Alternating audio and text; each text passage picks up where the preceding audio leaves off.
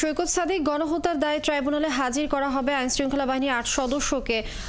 আইনশৃঙ্খলা বাহিনীর ৮ সদস্যকে আসলে কখন আনা হবে ট্রাইব্যুনালে এবং নিরাপত্তা ব্যবস্থা কেমন দেখছেন?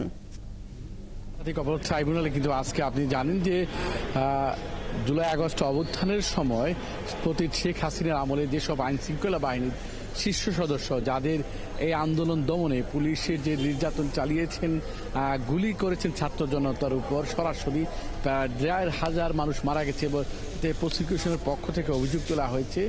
সেই সময়কার ঘটনায় যে গ্রেপ্তার শীর্ষ আইনশৃঙ্খলা বাহিনীর সাবেক আইজিপি চৌধুরী আবদুল্লাহ আল মামুন সহ ৮ জনকেই কিন্তু আজকে এই ট্রাইব্যুনালে হাজিরের কথা রয়েছে।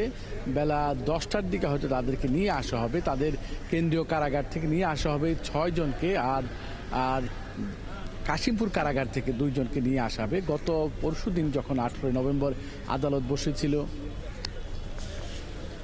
যখন বসেছিল তখন কিন্তু আপনার 11টার দিকে আদালত বসেছে।